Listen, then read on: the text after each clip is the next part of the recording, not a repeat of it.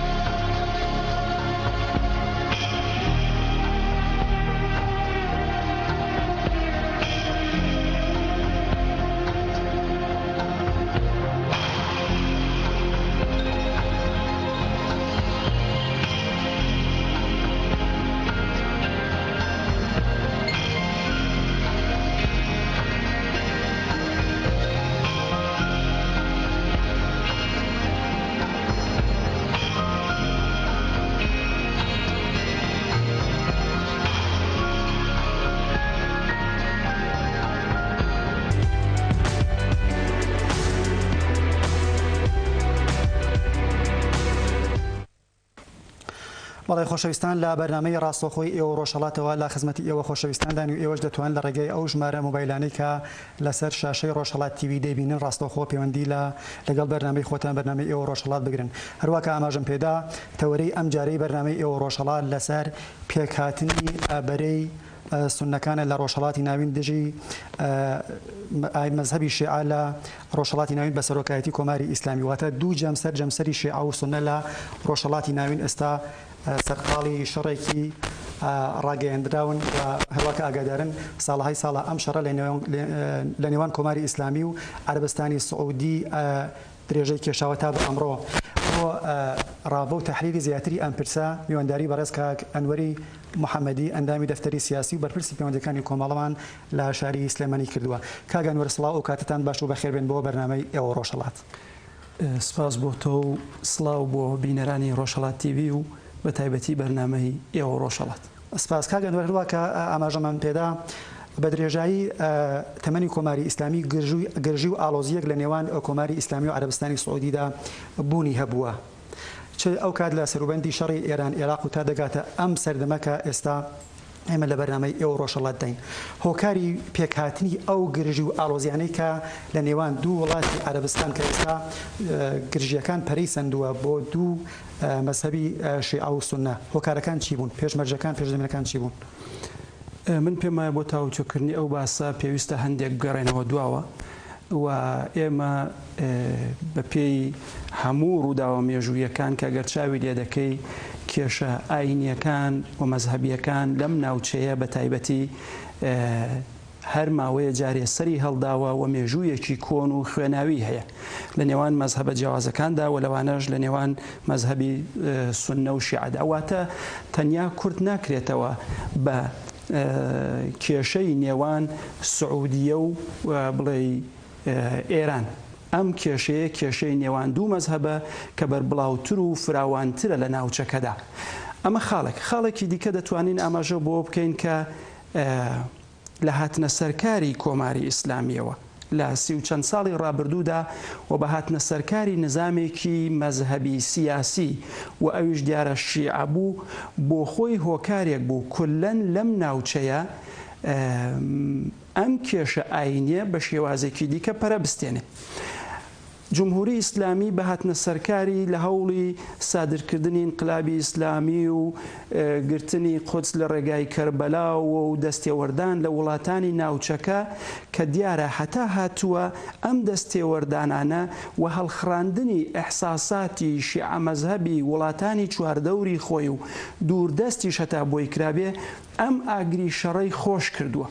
لە واقعدا دەتوانی بڵێ بە هاتنە سەرکاری کۆماری ئیسلامی ئەم کێشەیە واتە کێشەی نێوان شیعە و سونە ئاڵۆزتر بووە، گرژی زیاتری بەخۆیەوە دیوە و ئێستا نێگرانیەکان و ترسەکان و دڵە ڕاوکیەکان زۆر زیاتر لەوەن کە ئەمە فاجعەی لەوە گەورەتری بە شوێندا بێ کە تا ئێستا هاتووە. هەروەک دەبینین داعشی هاوشێوەی کۆماری ئیسلامی کۆمەڵێک جەنایەتی خوڵقاندووە کە ئینسان جاری وایە تووشی شۆک دەبێ بڵێ بەشەری واژ لەسەر ئەم ئەرزە هەبن ئەم نەوع جەنایەتانە بخڵقێنن بەڵام حسابی بەشەر بۆ خۆیان بکەن و ڕەحمێک لە وجودیاندا نەبێ. کاردانەوەکان و کردەوەکان و دشکردەوەکان بەرامبەر بە یەک تا هاتووە چوەتە ئاستێکی دیکە.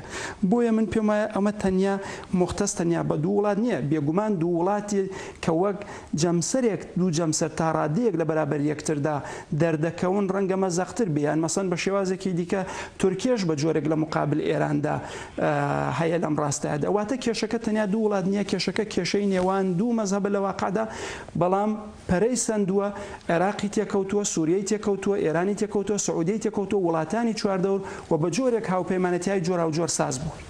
بەڵێ هاوکاران ئاماژەکەن کە بینەرێکمان لە چوارمەحاڵ و بەختیەوە لەگەڵا. سڵاو لەبێ و کاتت باش.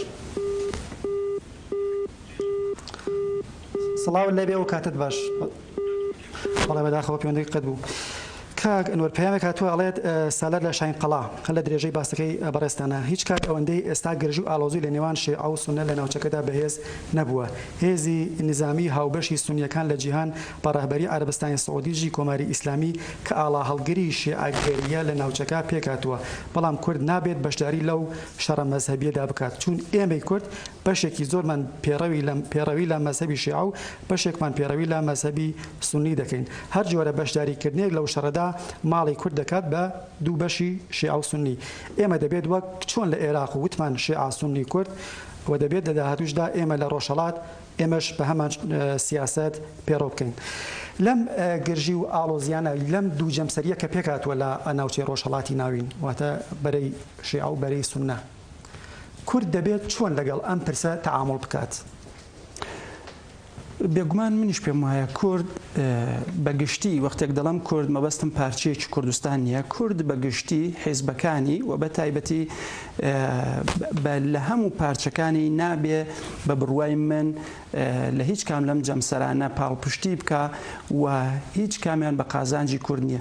نە کوردی شیعە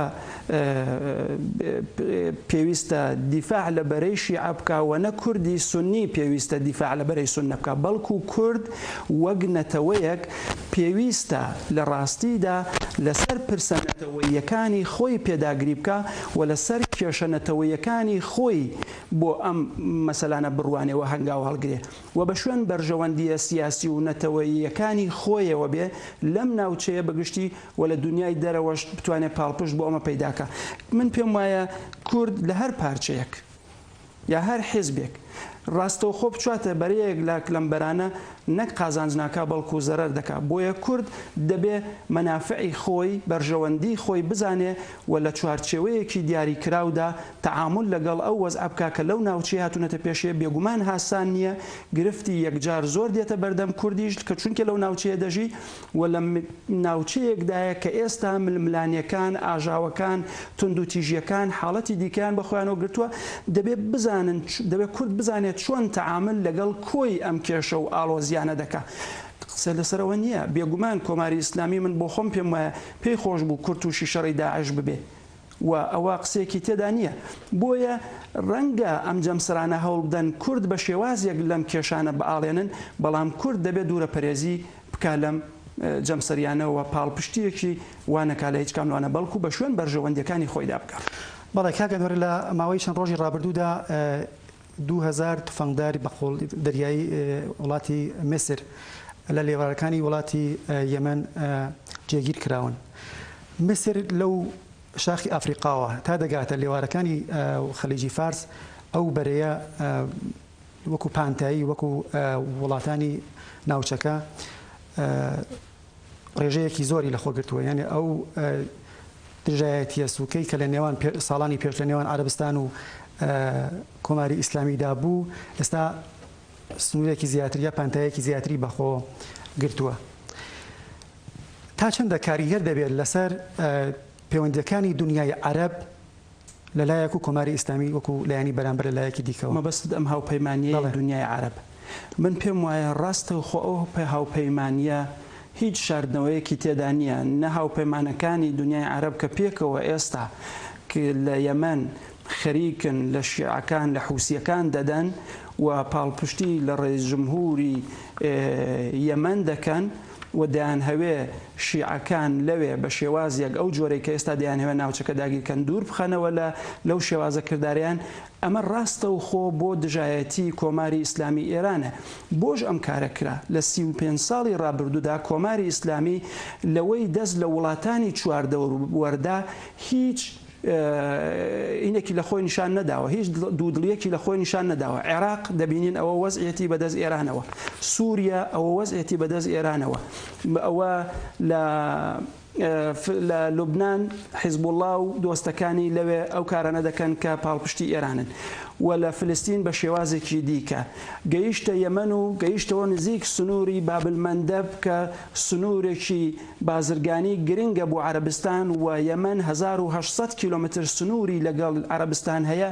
وردە دەوری دایەوە لەولاوە بۆ عەرەبستان. بێگومان دەتوانین ئیشارە بەوە بکەین لەم هاوپەیمانیەدا شتێکی دیکە خۆی دەنوێنێ ئەوش ئەوەیە دنیای عەرەب بە تایبەتی و ڕۆژهەڵاتی ناوەڕاست لە مقابل ئەو وڵاتانەی لەم ناوچەیە نگرانیان لە ئێران هەیە ئەو بێهەڵوێستیەی دەوڵەتی ئۆباما یا ئەمریکا یا غەرب لە مقابل دەخاڵەتەکانی ئێراندا ڕاستە و خۆکە دەیکان لە ناوچەکە هیچ کاردانەوەکیانەدا ئەوان کەوتنە بیری ئەوە بەڵکو بۆ خۆیان کارێ بکەن لە مقابل دەستێوەردانەکانی ئێراندا کە بێگومان لە ماوەیەکی زۆر کەمدا توانیان ئەو هاوپەیمانیە سازکەن و خاڵی زەعیفی دەستێوەردانەکانی کۆماری ئیسلامی هەڵبژێرن و بکەونە بەرانبەرچێ لەگەڵی و تەنیا ئەمە دنیای عەرەب نییە ئەمە دەبینەوە پاکستان بەو جۆرە قسە دەکا تورکیە بەو جۆرە قسە دەکا و پاڵپشتی لە ئەو هاوپەیمانێتێ دەکا ئەمریکا ڕاستە و خۆ دەتوانی بڵێ پشتیوانی لێ کردووە وڵاتانی ئوروپایی بە شێوازێکی دیکە کۆی ئێستا ئێران کاک موختار ئێستا ئێران لە بەرابەر دوو هاوپەیمانیدا قەراری گرتووە هاوپەیمانیەکی ڕۆژئاوا بەگشتی و هاوپەیمانیەکی ناوچەیش کە تازە ساز بووە ئێستا ئێران سەرڕای کێشمەکێشە نێوخۆیەکانی سەرڕای گرفتە ئابوووریەکەی کە هەیەی سەرڕای ئەوەی هێشتا نەزانم تا ساعتێک لەو پێشش کە ئەمە هاتیینە ئەم ستودیۆ قسەمان دەکرد بە تەوافق نەگەیشتن لەسەر کێشە ئەتۆمیەکانی لەوێ ئەو کێشەیە هەیە کێشەی نێوخۆی هەیە و تەحالفێکی ناوچەیش بە دژی ساز بووە واتە بە بڕوای من ئەم تەحالفە ئەم هاوپەیمانێت لە ناوچە ساز بووە لە نەگرانیەکی ڕاستەوخۆی دنیای عەرەب و وڵاتانی چواردەوڕۆ دێت لە دەستێوەردانەکانی ئێران و لە بەرساقدانی ئێرانە لە ڕاستیدا پێی بڵێن لەمە زیاتر ناهێڵین بڕۆی بەڵکو خەریکین پێشت پێ بگرین و من پێشم وایە لە مەرحەلەی یەکەمدا ئێرانی تووشی شڵەژانێکی کرد و هەتا ئێستاش نەیتوانیوە بێجگە لە شکات و سکاڵا و لەباری تەبلیغەوە بەعزە قسەیەک نەیتوانیوە کردەوەیەکی ئەوتۆ لە خۆی نیشان بدە. کاگەمر پێت وایە ئەو بەرەی سونەکان و لەگەڵ ڕۆژئاوا بە سەرۆکایەتی ئەمریکا کەوتونەتە یەک بەرەوە دژی کۆماری ئیسلامی بمبورەگەر پرسیارەکە دووبارەکەت ئەو بەرەی سونەکان بەڵێ پێت وایە لەگەڵ بەرەی ڕۆژئاوای کەوتونەسە یەک بەرەوە من پێم وایە نەکەر ڕۆژئاوا بەڵکو ئیسرائیل و عەرەب کە سەرڕای ئەوە کێشە و دژایەتیشیان هەیە ئێستا دەتوانی بڵێ ئیسرائیلیش و عەرەبیش ناڕاستەوە خۆ لە بەرەیەکدان بە دژی ئێران و بێگومان ئەمریکا و هاوپەیمانەکانی زۆر دڵخۆ نەک دڵخۆش نین بەڵکو ناڕەحەت و ناڕازین لەو دەستێوەردانانەی ئێران لە ناوچەکە دەیکا بەڵام ئەوان ئێستا مادام هاوپەیمانەتیەک لە ناوچەکە ساز بێەوە بۆ خۆیان ببن بە لەمپەر لە بەردەم ئێراندا بێگومان من پێم وایە تا ڕادێکی باش هاوپشتی دەکەن بەڵام لە بیرمان نەچێ هەموو ئەو دەوڵەتانەی لەو ناوچەیە کە دەسەڵاتیان هەیە و ئەو ململانەیە بەڕێوە دەبن هیچی لە مەسلحەتی خەڵکی وڵاتەکان و خەڵکی فەقیر و هەژاری ئەم وڵاتانە نییە بەڵکو ئەو ململانەیەکی ئاینی و سیاسی و ئابووری و جوغرافیاییە کە بەرحاڵ خەریکن پانتایی جوغرافیایی خۆیان لەم ناوچەیە بەربڵاوتر بکەن. بەڵێ پێمەکەم بووە توە سالەر لە ببوورە شیوا لە چاڵدێران ئەڵێت قاسمی سلێمانی ئەو قارەمانە نەبوو کە کەسانێک لێرە و لەوێ وەک شێرەکەی خامنەیی سەریان دەکرد ئەو شێرە کارتۆنیە واتە قاسم سلێمانی دەڕۆژ خەریکی گرتنەوەی شاری تکریت بوو شکستی هێنا ئەمە لە کاتێکدا بوو بەکارهێنانی هەموو جۆرە چەکێک لەو شەڕەدا ئێران شکستی خوارد و تا بۆی قارەمانیەتی قاسم سلێمانی بە یەکجاری ڕووخا هەروەکە بینەرە ئاماژەی پێکرد کاگەنوەر پاش ڕووخانی سەدام حوسێن لە 2003 بەملاوە عێراق بووە مەیدان و گۆڕەپانی ململانەی کۆماری ئیسلامی بۆ ئەوەی کە گرژی و ئالۆزیە ناوخۆیەکانی خۆی بگازێتەوە بۆ دەروی سنوورەکانی خۆی و بژۆری لە جۆرەکان بە کۆمەلگای جیهانی بسەلمێنێت کە قودرەتێکە لە ناوچەکەدا ئەوەیە کە هەموو تحلیلگەران ئاماژەی پێەکەن چەند پایتەختی لە دەستدایە کۆماری ئیسلامی پاش ئەو ڕووخانەی سەدام حوسێن بینیمان کە کاریگەریەکی زۆری بوو لە هەڵگیرسانی شەڕی داعش دژی باقینەتەوەکان لە عێراقدا و ئەو گرژی و ئالۆزیانەی کە هەمومان بینیمانە و کارەساتێکی لە مێژووی کوردیشا تۆمار کردووە وەکو شنگال و باقی شوێنەکانتر کۆبانی ڕۆڵی کۆماری ئیسلامی لە خودی عێراقدا چۆن دەبینیت هەروەکە بینیمان ئەو شکستەی کە خواردی لە شاری تکریت بە جۆرە لە جۆرەکان ئەو تابۆیشکان کە قاسمی سلێمانی کەسێکی شکست نەخواردو و قارەمانێک هەروەکە بەشێک لە کەسایەتەکان باسییان کرد ڕای جەنابەت لەم بارەوەچی من پێم وایە ڕەنگە کۆماری ئیسلامی لەو شەڕەدا یا پاڵپشتیە کە کردوێت و دەستێوەردانە کردوێتی لە شەڕگەشتە بەڵام من پێم وانە کۆماری ئیسلامی دەستی لە عێراق بەردابێ من پێم وایە ڕۆژ بە ڕۆژ کۆماری ئیسلامی هەوڵ دەدا پێگەکانی خۆی لە دەرەوەی خۆی قایم بکە و عێراق یەکێک لە وڵاتانەیە زەمینەیەکی ڕەخسا و لەبار و گونجاوە بەهۆی ئەوەی کە وڵاتەکە زۆرینەی شیعەیە و دەسەڵاتدارانی عێراقیش شیعان ئەو بتوانێت پێگەی خۆی لەرە بەهێز بکە و پێگەشی بەهێزە و هاتنی داعش ئەس قەزا بەداخەوە بوو بە هۆکارێ بۆ ئەوەی پێگەی کۆماری ئیسلامی لە عێراق بەهێزتر بێ و ئەوە ڕاستیەکە و حاشای لێ ناکرێت ئەسن ڕوخانی سەدام حسین ڕوخانی حکوومەتی عێراق و ئەگەر ئاوە چاوێک بە مێژوودا بخشێنینەوە و ئێستا چاو لە ئێستا بکەین لە موقعەتی عێراق تێدایە ڕوخانی حکوومەتی سەدام حسین تا ڕادەیەکی زۆر و دەتوانی بڵێ بە قازانجی کۆماری ئیسلامی تەواو بوو بۆ ئەوەی بۆ خۆی ئێستا بە شێوازێک دەتوانی بڵێ ڕاستە و خۆ بێ پەردە بێ شاردنەوە دەتوانی بڵێ حاکمیەتی عێراق دەکا بە شێوازێکی دیکە ئەوە حاشای لێ ناکرێ و دەبێنرێ ڕۆژانە بەڵێ کاگەنوەر پرسیارێک هاتووە چەند نزیک بە تەوەری بەرنامەکە نیە بەڵام بینەرێک ناوی خۆی نەنووسیوە ئەو نووسیوە هەروەکە هەمووان ئەزان کاگەنوەر محەممەدی بەرپرسی پەیوەندەکانی کۆمەڵە و وەفدی دانوستانکاری کۆمەڵە یا وەفدی کۆمەڵە بووە لە پێکێنانی بەرەی کوردستانی بەبوونی ئەو گرژی و ئاڵۆزیانی لە ناوچەکەدا کە هەمومان لی ئاگادارین تا چەندە بە پێویست دەزانێت کە بەرەیەکی کوردستانی لە ناوچەکەدا پێک بێت بە لە بەرچاوگرتنی ئەو بارودۆخەی کە پێکاتووە من پێم ئەگەر ئەو بارودۆخەش نەبایە حیزبەکانی کوردی ئێران دەبوو چەند ساڵ لەوە پێشبەرەیەکمان پێکێنایە بێگومان وەختی ئاڵۆزیەکان زیاتر دەبن وەختێک ململانیەکان لەم ناوچەیە زیاتر دەبێ وەختی نارەکانی تۆ بە شێوازێک دەستی باڵاتر پەیدا دەکەن ئێمەی کوردی ئێران و ئێمەی حیزبەکانی کوردی ئێران زیاتر لەسەرمانە هەنگاوهایەکی زیاتر لە یەک نزیک بوونەوە کاری هاوبەشی زیاتر و عەمەلی زیاتر بکەین و بێگومان ئێستا لەم هەلومەرجەدا زیاتر لە هەموو کاتێ ئەو پێویستیە دەبینرێ وە گرنگی حتا ئەگەر بەرەیەکی کوردستانی نەبێ بەڵام جۆرێک لە هاوکاری بە کردەیی لە نێوانماندا زیاتر لە هەموو کاتێ پێویستەوە هیوادارم ئێمە حیزبەکانی کوردی ئێران بتوانین لە مانگەکانی داهاتوو چوزانم لە یەک ساڵی داهاتوو ڕاستە و خۆ بچینە ئەو پرۆسەیە و کارە عەمەلیە هاو بەشانەی کە هەیە و ئێمە بەش بە حاڵی خۆمان وەک کۆمەڵە لەو مەیدانەدا ئەوەندەی پێمان کرابێ هەنگاومان هەڵگرتووە و پێمان وایە کاری باشمان کردووە و لەم ڕاستەیەش دەبێ هەنگاوی زیاتر هەڵبگرین و هەوڵی خۆمان بدەین بەڵام ئەوە ئەرکی هەموو حیزبەکانە ئەرکی تەنیا کۆمەڵە نییە ئەرکی هەمومانە دەبێت پێکەوە لەم ڕاستەیەدا هەنگاو هەڵگرین بەڵێ سپاس کاگەنوەر بۆ بەجێی لە بەرنامەی ئەو ڕۆژهەڵات بینەرانی خۆشەویست بەرنامەی ئەو ڕۆژهەڵات بەرنمەیەکی ڕاستەخۆیە کە هەموو شەوانی پێنجشەممە لە ڕۆژهەڵات تیوی کاتژمێر 8:30 بە کاتی کوردستانی ڕۆژهەڵات لە کەناڵی ئاسمانی ڕۆژهەڵاتەوە پێشکەش بێەوە خۆشەویستان دەکرێت ئێوە دەتوانن لە ڕێگای ژمارە تەلەفۆنی 2964 755 واروەها دەتوانن لە ڕێگای وایبەر واتساپ و لاینی بەرنامەکەەوە واروەها پیجی ئێوە ڕۆژهەڵات بەشداری لە بەرنامەکەدا بکەن و وەکو ئەو بینەرانەی کە لە شارەکانی چاودران و باقی شوێنەکان شاین قەڵا و شوێنانی کە نامیان بۆ ئێمە ناردووە ناوە بنێرن و بەشداری لە بەرنامەکەدا بکەین پاش ئەو ناوبڕە و ئەدێمەوە خزمەتتان.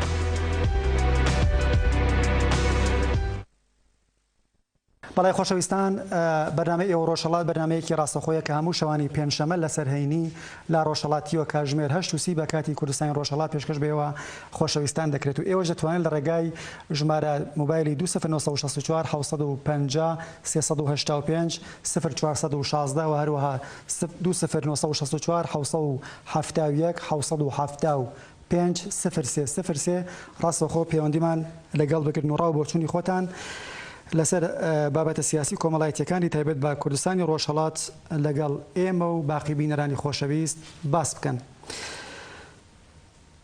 ئەو خۆشەویستانش کە ئیمکانی ئەویان هەیە لە ڕێگای وایبەر واتساپ و لاین وهروەها پەیجی ئێوە ڕۆژهەڵاتەوە دەتوانن ڕاستەوخۆ لە ڕێگای ژمارە موبایلی 0964 750 385 0416 نامەمان بۆ بنێرن و بەشداری لە ئەم بەرنامەیەدا بکەن. ئەم بەرنامەی ئێوە و دەنگی بێدەنگانی کوردستانی ڕۆژهەڵاتە دەتوانن ڕاو بۆچوونی خۆتان لەسەر هەر بابەتێکی سیاسی کۆمەڵایەتی لەگەڵ ئەم بەرنامەیەدا باس بکەن بەوەی کە کۆمەڵانی خەڵکی کوردستانی ڕۆژهەڵاتی لە هەر کوێیەکی ئەم جیهانەهان باس بکەن.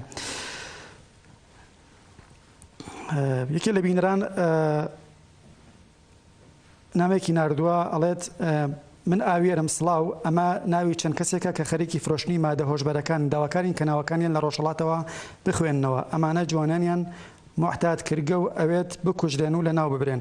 دوو کەسیان کەسی دووهەم و سێهەم هەم بە سیژین و هەم مواد فرۆشن. دیارە ئێمە بە حکمیەوەی کە تەئکید نین لەسەرەوەی کە ئەمانە مواد فرۆشن یا مواد فرۆشنین بەڵام تاقیقاتی خۆمان دەکەین لە ڕێگای ڕێخستنەکانی خۆمانەوە ئەگەر لەسەر داست مطمئین بووین کە ئەمانە مواد فرۆشن و بە جۆرە لە جۆرەکان خزمەت بە ئامانجەکانی کۆماری ئیسلامی دەکەن لێرە ناوەکانیان دەخوێنینەوە و لە قاویان دەدەین کە ئەمە کردەوەیەکی دژە ئینسانی و دژە مرۆڤایەتیە و ناوی بکرێت. بینەرێکی دیکە پەیامێکی ناردووەڵێت من کاروانم لە ماوەی ساڵانی ڕابردوودا دەشتی بێل و میری سوور ئیمام سەیرانگای خۆش بوون. هەموو خەڵکی بۆ گوزەراندنی کاتێکی خۆش لەگەڵ بنەماڵەی خۆیان دەچوونە ئەو سەیرانگایانە و بەڵام ئەم ساڵ بینیمان لە دەشتی بێل و بەشێکی زۆریان سیمخاردار کێشاوە و کردویانە بە شوێنی ئاموزشی هێزەکانی ڕەژیم. میری سوور و باقی شوێنەکانی دیکەش خەڵکانی داگیریان کردووە و کردویانە بە زەوی و ئیدارەی جەنگەڵبانی و محیتزیستیش کەمتەرخەم بوون لەم بارەوە. بەڵای خۆشەویستان بەرنامەی ئێوە ڕۆژهەڵات بەرنمەیەکی حوتوانەیە کە هەموو شەوانی پێنجشەمە لە ڕۆژهەڵاتیوێ پێشکەش بێەوە خۆشەویستان دەکرێت. ئێوەش دەتوانن بەشداری لە ئەم بەرنامەدا بکەن و وەروها کە دەیبینن ژمارە تەلەفۆنەکانی بەرنامەی ئێوە ڕۆژهەڵات لە ژێر شاشەی ڕۆژهەڵاتیوێەوە دەبینرێن. هەروەها هیوا 26 لە بێکەڕە، سمکۆ لە نەغەدە، ئاراس لە سنە و مەریوان 12 لە گەڕێکی تەرخانەوەی مەریوان ناوی چەند مواد فرۆشیان ئەوانش بۆ نردوین کە داوایان لێ کردوین کە ناوەکانیان لە ڕۆژهەڵاتیوێ بخوێنینەوە. هەروە کە پێشتر ئاماژەم پێکرد ناوی ئەو کەسانە لای ئێمە دەمێننەوە تا ئەوەی کە لێیان مطمئین دەبین کە ئەمانە مواد فرۆش بوون. ئەگەر درێژەیان بە کارەکانی خۆیاندا حتمەنەکە ناوەکانیان دەخوێنینەوە و باسییان دەکەین. بینەرێکی دیکە لە ئاوایی سەرهویە لە ناوچەی ژاوەرۆ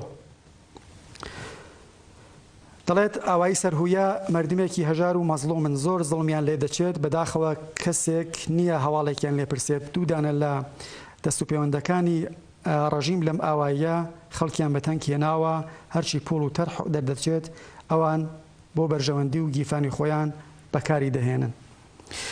بەڵای خۆشەویستان بەرنامەی ئێوە ڕۆژهەڵات بەرنمەیەکی حوتوانەیە کە هەموو شەوانی پێنجشەمە لەسەر هەینی لە ڕۆژهەڵاتەوە پێشکەش بێەوە خۆشەویستان دەکرێت.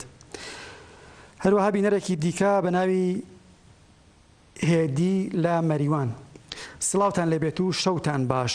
خۆشەویستانی کۆمەڵا من لە دڵەوە بە ڕۆح و بەگیان و بەدڵ لەگەڵ ئێوەم بەڵام دوورم لە پێشمەرگەی خۆشەویستی کۆمەڵا. هەروواکە هەموو کەس ئاگادارە دایەخەجێ پیرخزری دایکی شەهیدان کاک حسەین و کاک ئەحمەد پیرخزری خەڵکی پیرخیرانی کۆماسی ماڵاوای لە ژیان کرد. دایەخەجێ یەک لەو دایکانە بوو کە دوو کوڕی شەوڕژگێر و خەباتکاری تەحوێڵی جامەعەدا. هەمووان ناوی کاک حسەین و کاک ئەحمەدیان لەبیرە کە چۆن دڵسۆز و یاوەری خەڵکی هەژار و زەحمەتکێشی کوردستان بوون. خەڵکی سەرنژمار، دیواندەرە و کۆماسی و مەریوان یاد و بیرەوەریەکانی کاک حسەینیان لەبیرە. دایکی وەها نمونەی دایکانی کوردستانە کە دەوێت هەمومان ڕێز و احترامی بۆ دابنین. سپاس بۆ ئەم بینەرە خۆشەویستانە و یادی کاک حسەین و سەرجەم ئەو کەسانەی کە لە ڕێگای ئامانجە بەرزەکانی کۆمەڵەدا گیانیان بەخت کردووە هەردەم لە یادی ئێمە و سەرجەم خەڵکی ئازادی خوازی کوردستان زیندووە و یادی دایەخەجێش پیرۆز بێت. خۆشەویستان، هاوکارانم ئاماژەکەن کە ناوبڕێک ئامادەیە، ناوبڕەکە دەبینین و دێنەوە خزمەتتان.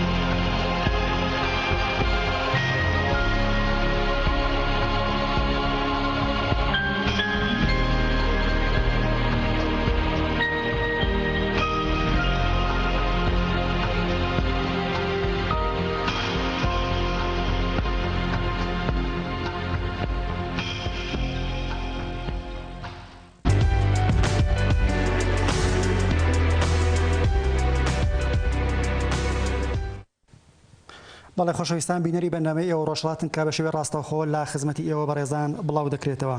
بەرنامەی ئێوە ڕۆژهەڵات هەموو شەوانی پێنجشەمە لە ئەم کاناڵا لە کاتژمێر 8:30 و باکاتی کوردستانی ڕۆژهەڵات و 7 باکاتی هەولێر بڵاو دەکرێتەوە. خۆشەویستان، چەند پەیام هاتووە کە ئەگەر من نەمتوانی هەمویان خوێنمەوە دیارە داوای لێبوردنەکەم. پەیامێک هاتووە دەڵێت ئەو هاوپەیمانیەی کە لە نێوان ئاهلی سونەت و ئاهلی تەشەیوع بە سەرۆکایەتی دوو وڵاتی زلهێزی ناوچەکەواتە کۆماری ئیسلامی و عەرەبستانی سعودی پێکهاتووە تەنیا و تەنیا قازانج و بەرژەوەندی خەڵکی هەژار و فەقیری تیان نییە و هەموو ئەو کەسانەی کە بە جۆرێ لە جۆرەکان لە شەڕەدا ئەتلێنەوە یا گلاون بە هیچ شێوەیەک قازانج و بەرژەوەندیان تیانە. دیارە پەیامەکەی بە ڕێنووسی لاتین نووسیوە، سپاسی دەکەین. بینەرێتر نووسیوەتی کە ئێمەی کورد نابێت بە هیچ شێوەیەک پاڵپشتی لەوەها بەرەهایە بکەین. بە درێژایی مێژوو ئێمە دەبێت ئەزمموی هەرێمی کوردستان و چۆنیەتی تەعامڵکردنی لە گەڵ شەڕە مەزهەبی و تایفیەکان بکەینە ئاوێنەی یا چرای داهاتوومان. ئێمە دەبێت بە هەمان شێوە مامەڵە لەگەڵ پرسە سیاسی و پرسە سیاسیەکانی داهاتووی خۆمان بکەین. هەروەها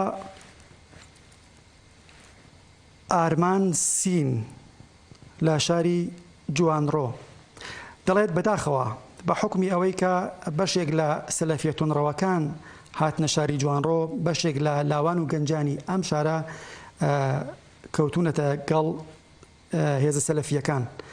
هێزە سەلەفیەکان بە درێژایی مێژوو چ لە ئێران و چ لە عێراق و چ لە باقی وڵاتانی ناوچەکە شادیهێنەر نەبوون بۆ هیچ گەل و نەتەوەیەک. ئێمەش دەبێت مێژووی ئەو نەتەوانە لە بەرچاو بگرین و بە هیچ شێوەیەک پاڵپشتی لە سەلەفیەکان و ئەو داعشانەی کە لە تاران و لە مووسڵ حاکمن پێڕەویان لێەوە نەکەین و بەڵکو خوازیاری ئازادی، دموکراسی و سێکۆلاریزم بین. لە درێژەدا ئەڵێت کۆمەڵەیەکێک لەو حیزبانەیە کە بە درێژایی مێژوو خوازیاری سێکۆلاریزم، ئازادی و دموکراسی و خوازیاری جیایی دین لە دەوڵەت بووە. دەبێت لاوان بە جێگای ئەوەی کە پەیوەست بن بە هێزە سەلەفی و داعشەکانی چ تاران و چ مووسڵ پەیوەست بن بە هێزە دیموکرات و ئازادی خوازەکان لەوانە کۆمەڵە. سپاس بۆ ئەم بینەرە خۆشەویستەش ئاواتخوازین کە هەردەم سەرکەوتوو بن. ئالان 36 لە شاری سەردەشت دەڵێت هەموو کۆمەڵانی خەڵکی کوردستان دەبێت ئەزمون و تەجروبەی 36 ساڵ حاکمیەتی کۆماری ئیسلامی کە جۆرێک لە جۆرەکان داعش بووە و پێڕەوی لە ئەو سیستم و یاسایە کردووە کە ئێستا داعش لە مووسڵ و باقی شوێنەکانی عێراق و سووریا وەکو دەستقرتاندن، وەکو ئەسید پاشی، وەکو چاو هەڵکەندن 36 ساڵ لەمەوە پێش لە شارەکانی ئێران وەکو تاران، مەشەد، تەبرێز و ئەسفەهان و باقی شوێنەکان کە یاسا شەرعی و یاساکانی سەلەفیان پێڕەو کردووە، ئێمەش دەبێت ئەو تەجربە و ئەزمونە 36 ساڵەیە کە من بە خۆشیەوە ئەوە دەڵێم کە بە هیچ شێوەیەک ئەگەر گۆڕان لە ئێراندا پێک بێت بە هیچ شێوەیەک لاوان و خەڵکی ئێران پێڕەوی لە ئەو جۆرە داعشانە ناکەن.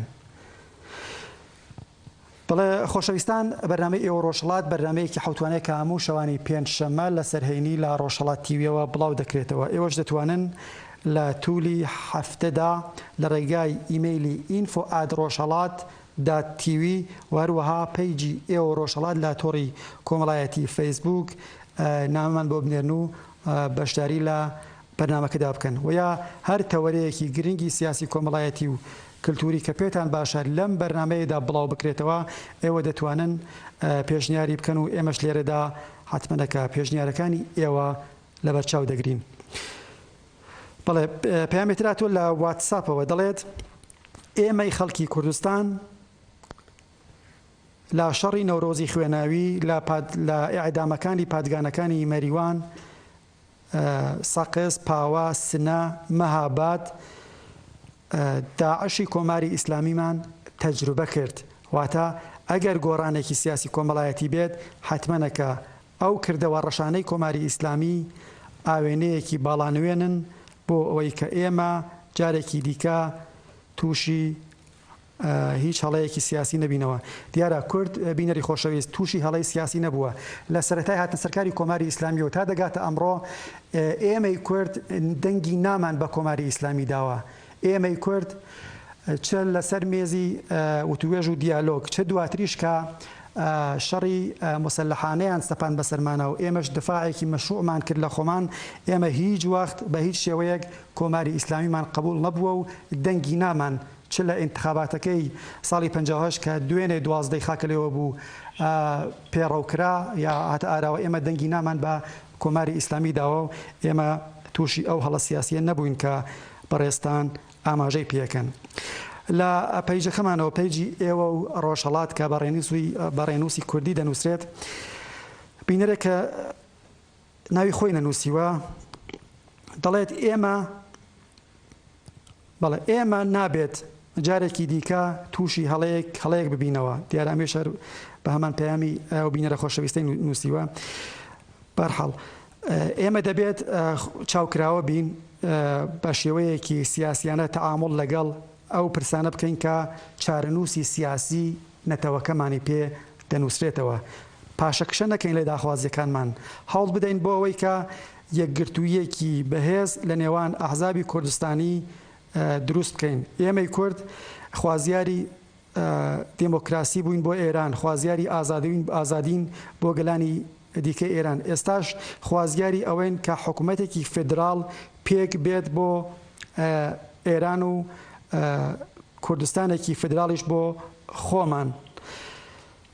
و ئێمە دەبێت پێڕەو لەوەها سیاست بکەین، چون هەم شەرعیەتی جەهانی هەیە، هەم ئەوەی کە گەلانی جیهان پێیان دەسەلمێت کە ئێمە خەڵکێکی ئازادی خوازین.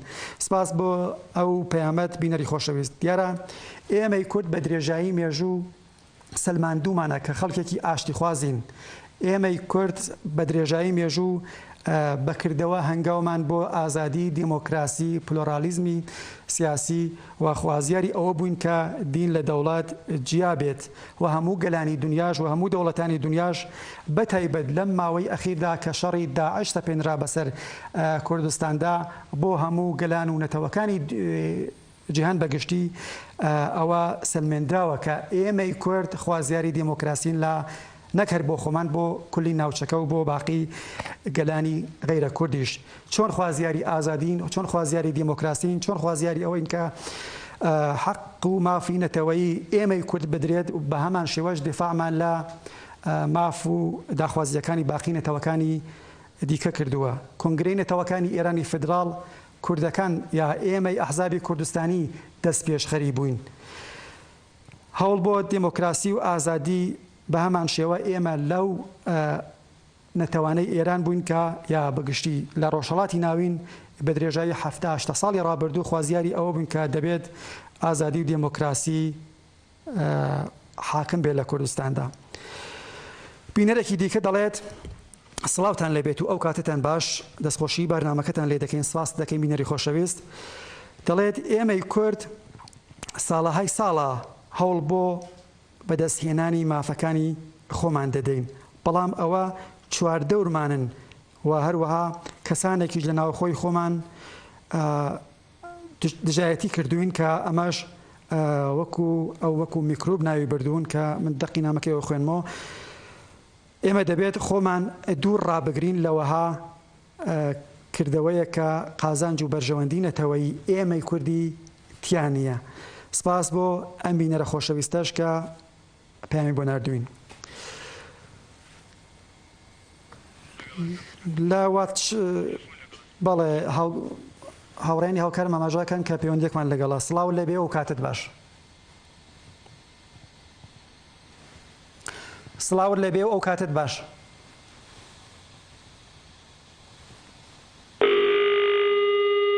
سڵاو لەبێ و کاتت باش. بەداخەوە من دەنگی پەیوەندەکەی نابیسم. سڵاو لەبێ و کاتت باش.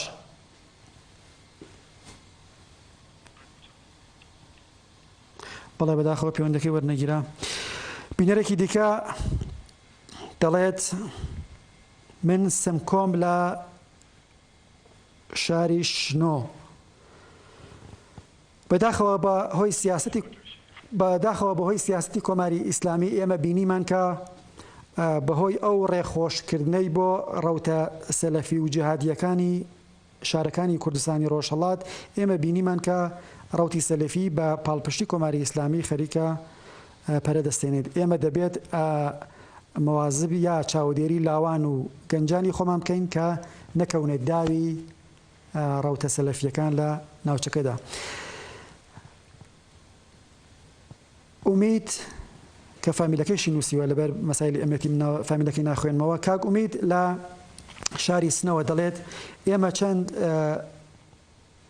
جوانین گەرەکمانە بینی ناو ڕیزەکانی کۆمەڵا. کاک ئومیدی خۆشەویست، دوای بەرنامە ڕاستەوخۆکە من ڕێنمایی پێویستان پێدەدەم کە چۆن بێنە ناو ڕیزەکانی کۆمەڵاو. دەتوانن لە ڕێگای ژمارە وایبەری 00964 750 385 0416 پەیوەندیمان پێوە بگرن و لەو ڕێگایەوە ڕاستەوخۆ ڕێنماییتان دەکەم.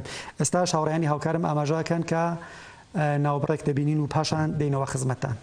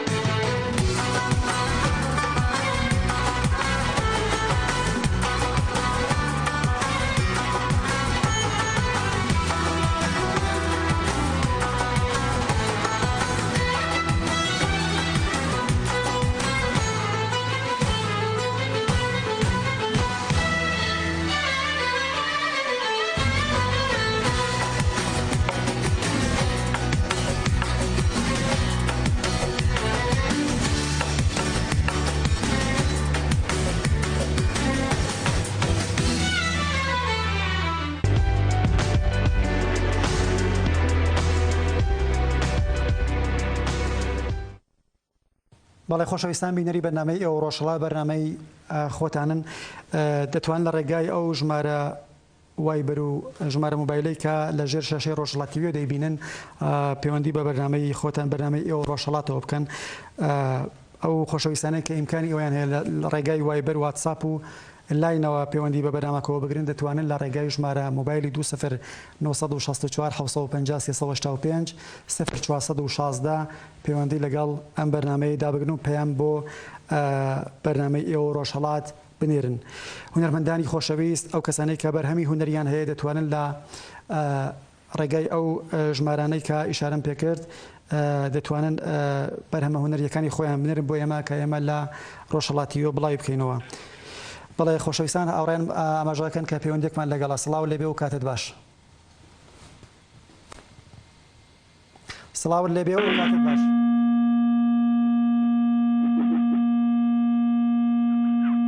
سڵاو لێبێ و ئەو کاتت باش.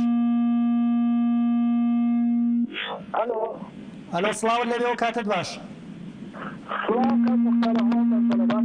سپاس شۆتان باش. سپاس لەسەر مژاری بەرنامەکە تێبینیەکان هەیە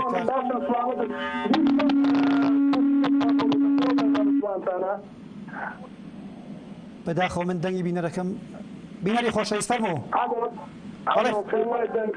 بەڵێ فەرموو. بەڵێ فەرموو. بەڵێ بەداخەوە پەیوەندیەکەی نەما. سروە 26 لە شاری ئیلام دەڵێت هەروواکە لە بەرنامەکەتانە ئیشارەتان پێکرد مەواد فرۆشان لە شاری ئیلامیش وەک باقی شوێنەکانی دیکەی کوردستان لەوانەیە زیاتر بێت. منیش ناوی چەند کەسێک لەو کەسانت بۆ دەنێرم بیخوێننەوە. سپاس بۆ ئەم بینەرە خۆشەویستش.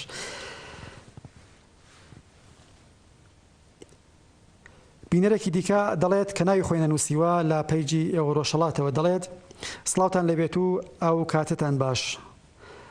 من لەسەر ئەو باوەڕەم کە دروستبوونی داعش لە عێراقدا دەستکردی جمهوری ئیسلامیە بۆ لەبەر ئەوەی کە جمهوری ئیسلامی بە حکمی ئەوەی کە سەیتەرەی بوو بەسەر بەغداددا و بەسەر دەسەڵاتی نووری مالکی و باقی دەسەڵاتدارانی شیعی عێراقی ئەهلی سونەتی یا سونیەکانی لە عێراق تەریق خستۆ. هەموو ئەو خەڵکانەی کە ئەهلی سونەت بوون پەراوێزیانی خست کە پەراوێزخران ئەوانیش بیریان لە داهاتوو چارەنووسی خۆیانە کردو. بۆیە ئەوانش خۆیان لە بەرەی دژە حکوومەت دابینیەوە کە چوونە ناو داعش و داعش پێکات کەوایە بەشێک لە هۆکارەکانی سەرهەڵدانی داعش نائادڵانە تەقسیمکردنی داهات و دەرامەدی عێراق بووە. بەڵێ سپاس بینەری خۆشەویست هەروایە دەسەڵاتدارانی کۆماری ئیسلامی بە حکمی ئەوەی کە سەیترەیەکی زۆریان بەسەر دەسەڵاتی ناوەندی لە عێراقدا بەتایبەت باڵی شیعە لە عێراقدا بوو سونیەکانی لە عێراقدا تەری خستەوە. ئەرتەشی عێراق نزیک بە 1 ملیۆن نەفەر هێزی بوو 400 وردەیەک هێزی ئامادە 600 وردەیەک هێزی زەخیرە کە سەدام حوسێن ڕووخا بە حکمیەوەی کە کۆماری ئیسلامی سەیترەی بوو بەسەر وڵاتی عێراقدا هەموو سونیەکانی لە عێراقدا بێبەش کرد لە پۆستە نظامی و سەربازیەکان بۆیە هێزە سونیەکان چوونە ناو داعش کە ئەمە خۆی هەڵەگەڕێتەوە بووە ئەو فاکتەرەی کە کۆماری ئیسلامی سەیتەرەی بوو بەسەر وڵاتی عێراقدا. بەڵێ خۆشەویستان بەرنامەی ئێوە ڕۆژهەڵات بەرنمەیەکی حوتوانەیە کە هەموو شەوانی پێنجشەمە لە سەرهێنی لا ڕۆژهەڵات تیڤیەوە بڵاو دەکرێتەوە. ئێوەش دەتوانن لە ڕێگای ئەو ژمارە مۆبایلانەی کە لە ڕۆژهەڵات تیڤیەوە لەژێر شاشەی ڕۆژهەڵات تیڤی دەیبینن پەیوەندی بە بەرنامەی خۆتان بەرنامەی ئێوە ڕۆژهەڵات بگرن. بەرنامەی ئێوە ڕۆژهەڵات بەرنامەی دەنگی بێدەنگانی کوردستانە لە کوردستانی ڕۆژهەڵات و هەر شوێنێکی ئەم جیهان هەیە. بەرنامەی ئێوە ژنانی بەژمەینەت و کچانی مافخراوی کوردستانە. ئێوە دەتوانن ئازارەکانی ژیانی خۆتان لەم بەرنمەیەدا و لەم تریبونەدا بۆ باقی کۆمەڵانی خەڵکی کوردستان باس بکەن. ڕێگا چارەکان ئەو قەیرانانە چین کە بەرۆکی بە ئێوە خەڵکی کوردستان هەموو چین و توێژەکانی کوردستان گرتووە لێرەدا دەتوانن باسی بکەن. بینەرێکی دیکە ئاڵێت من داواکارم کە لەم بەرنامەتاندا لەسەر احتیاط بەرنمەیە بکەن. بەڵێ بینەری خۆشەویست سپاس دەکەین بۆ پەیامەکەت بەڵام ئێمە بەرنمەیەکمان هەیە بەناو زامەکانی کۆمەلگا کە لە ڕۆژهەڵات تیڤی حوتوانە بڵاو دەکرێتەوە. ئەویش هەر حوتویەک تەوەرەیان مژارێک لە مژارەکانی تایبەت بە کوردستانی ڕۆژهەڵات کە وەکو خەسارە کۆمەڵایەتیەکان وەکو دیاردەی خۆکوژی خۆسووتاندن دیاردەی احتیاط و هەموو ئەو نەهامەتیانەی کە زاڵە بەسەر کوردستانی ڕۆژهەڵاتدا بەهۆی سیاستەکانی کۆماری ئیسلامیەوە دەتوانن لە ڕێگای ئەو بەرنمەیەوە لەگەڵ ئەو بەرنمەیە باسی بکەن و هەر چەشنە ڕاو بۆچوون و سەرنجێکیشتان بوو بەسەرچاو من بە هاوڕێیانی بەرنامەی زامەکانی کۆمەلگای دەگەێنم. خۆشەویستان هاوڕێیانی هاوکارم ئاماژەکەن کە کاتی بەرنمەکە بەرەو کۆتایی دەڕوات. خۆشەویستان بەرنامەی ئەو ڕۆژهەڵات هەموو شەوانی پێنجشەمە کاتژمێر 8:30 بە کاتی کوردستانی ڕۆژهەڵات و 7 بە کاتی هەولێر لە ڕۆژهەڵات تیڤی بڵاو دەکرێتەوە. ئێوەش دەتوانن لە تا پێنجشەمەی داهاتوو لە ڕێگای وایبەر واتساپ و لاین لە ڕێگای ژمارە مۆبایلی 00964 750 385 0416 واروها پەیجی ئێوە ڕۆژهەڵات کە بە ڕێنووسی کوردی ئێوە ڕۆژهەڵات لە تۆڕی کۆمەڵایەتی فەیسبوک ناممان بۆ بنێرن و هەروەها لە ڕێگای ئیمەیلی info@rojhalat.tv ڕاو بۆچوونەکانی خۆتان لەسەر هەر تەوەرەیەکی سیاسی کۆمەڵایەتی تایبەت بە کوردستانی ڕۆژهەڵات کە پێتان وایە لەم بەرنمەیەدا باس بکرێت ئێمە بەسەر چاو لە بەرچاوی دەگرین. وارچەشنە ڕەخنە و پێشدیارێکیشتان بوو دەتوانن لەو ڕێگایانەوە کە ئاماژەم پێکرد بۆ ئێمەی بنێرن. سپاس بۆ بەشداری ئەو خۆشەویستانەی کە لە ڕێگای واتساپ لاین و وایبەر و هەروەها پەیجی ڕۆژهەڵاتەوە بەشداریان لە بەرنامەکەدا کردو و هەروەها داوای لێبوردنیش نەکەن کە بەهۆی گرفتێکی فەنیەوە نەمانتوانی پەیوەندیە تەلەفۆنەکانی ئێوە خۆشەویستان وەربگرین. ئەواتەخوازم کە تا پێنجشەمەی داهاتوو هەموو ئەو گرفتانەی کە لە پێش بەرەو پێشچوونی ئەم بەرنامەیەدایە لا ببین و ئێوەش زیاتر و ئاسانتر بتوانن لە ڕێگای تەلەفۆنەوە بەشداری لە بەرنامەی ئێوە و ڕۆژهەڵات بکەن تا ئێوە ڕۆژهەڵاتێکی دیکە هەر شاد کامەران و بەختەوەر بن و جێگای خۆیەتی سپاسی هاوڕێیانی بەشی فەنی کامێرامەن و پاخش بکەین کە ئەزیەتیان کێشا بۆ چنە سەرانتنی ئەم بەرنامەیە تا پێنجشەمەی داهاتوو شاد کامەران و بەختەوەر بن. ماڵەوە.